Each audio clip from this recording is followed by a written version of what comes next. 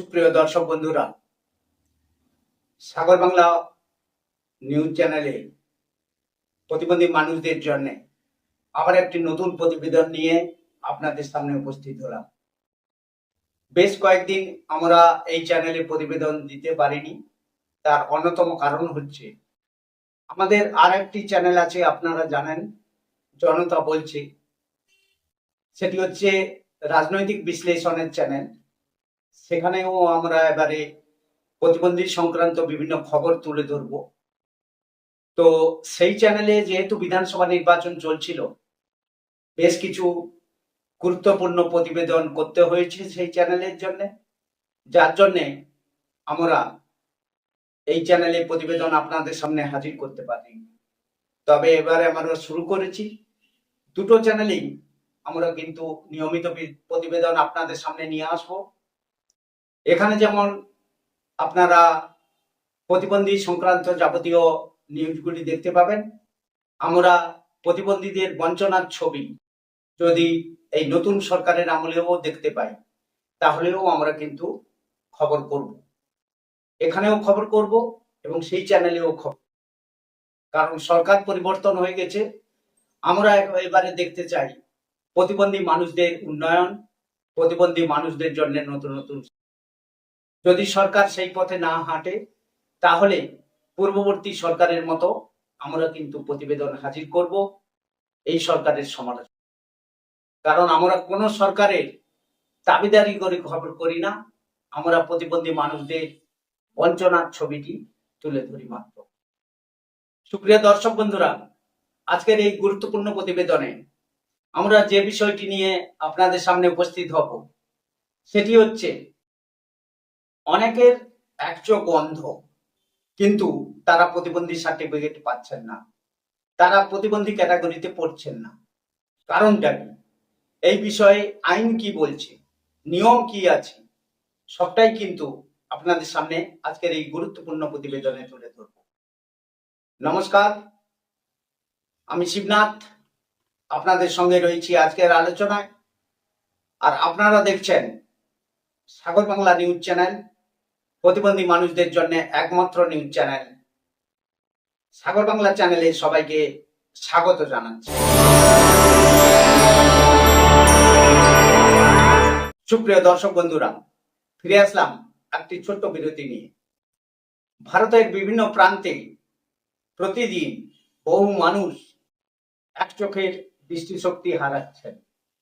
দুর্ঘটনা, রোগ বা জন্মগত সমস্যার কারণে তারা কিন্তু এক চোখের দৃষ্টিশক্তি হারাচ্ছেন। কিন্তু প্রশ্ন উঠেছে, এক চোখ অন্ধ হয়ে গেলে কি সেই ব্যক্তি সরকারিভাবে প্রতিবন্ধী হিসেবে স্বীকৃতি পায়? বাস্তবতা বলছে সব ক্ষেত্রে নয়। এই বিষয়ে স্পষ্ট ধারণা দেয় দেশের অন্যতম গুরুত্বপূর্ণ আইন, rights of persons with disabilities act 2016, যা 2016 সালে কার্যকর হয় এবং প্রতিবন্ধীদের অধিকার নির্ধারণ করে। Benchmark disability.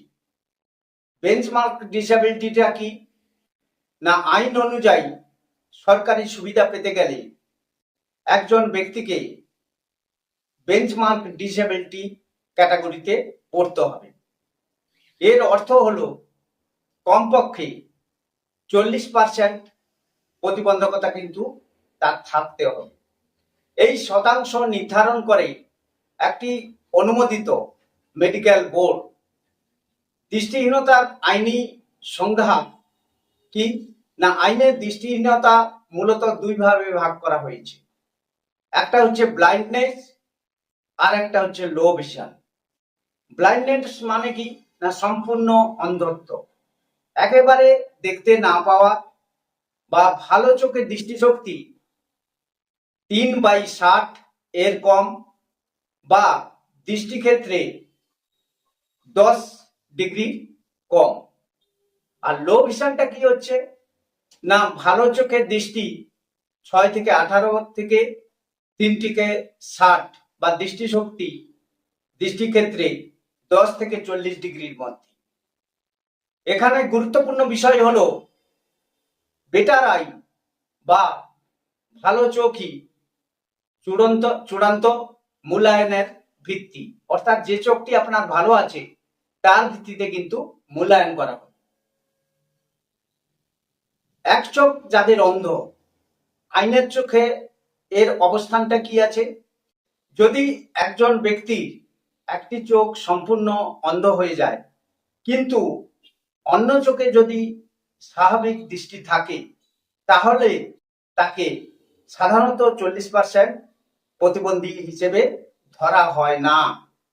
কারণটা কি? মূল্যায়ন করা হয় ভালো চোখের দৃষ্টিশক্তি দিয়ে অন্য চোখ স্বাভাবিক হলে মোট ইম্পেয়ারমেন্ট কম ধরা হয়। চিকিৎসা বিজ্ঞানের ব্যাখ্যা হলো চক্ষু বিশেষজ্ঞদের মতে মানুষ এক চোখ দিয়েও অনেক কাজ স্বাভাবিকভাবে করতে পারে। তার হয়তো দৃষ্টিশক্তি কিছুটা কমে যায়, তবে দৈনন্দিন জীবনযাত্রার সম্পূর্ণ ব্যাহত হয় না। এই কারণে আইন এক চোখ অন্ধ অবস্থানকে সবসময় গুরুতর প্রতিবন্ধকতা হিসেবে গণ্য করে না। কিভাবে নির্ধারণ হয়? প্রতিবন্ধী সার্টিফিকেট পাওয়ার জন্য জেলা হাসপাতাল বা সরকারি মেডিকেল বোর্ডের আবেদনে চোখের বিস্তারিত পরীক্ষা করা হয়। Visual activity field of vision নির্দিষ্ট গাইডলাইন অনুযায়ী শতাংশ নির্ধারণ করা হয়। কখনো এক চোখ অন্ধ ব্যক্তিও প্রতিবন্ধী হিসেবে স্বীকৃতি পেতে পারেন। বিশেষ ক্ষেত্রে যদি তার অন্য যে ভালো চোখটি আছে দৃষ্টিশক্তি যদি কমে যায়, অর্থাৎ এক চোখ অন্ধ এবং অন্য যে চোখটি আছে সেখানে যদি লো ভিশন হয় তাহলে মোটামুটি দৃষ্টিশক্তির ক্ষতি 40% ছাড়ালে মেডিকেল বোর্ড তা নিশ্চিত করেন। অনেক আবেদনকারী অভিযোগ করেন এক চোখ অন্ধ হলেও সার্টিফিকেট পায় না, সরকারি সুবিধা থেকে বঞ্চিত হন, চাকরি বা কোটার সুবিধাও পান না। অন্যদিকে প্রশাসনের যুক্তি হচ্ছে আইন অনুযায়ী 40% যদি আপনার প্রতিবন্ধকতা না হয় তাহলে কিন্তু সুবিধা পাওয়া সম্ভব নয়। এক্ষেত্রে সুপ্রিম কোর্ট কি বলছে?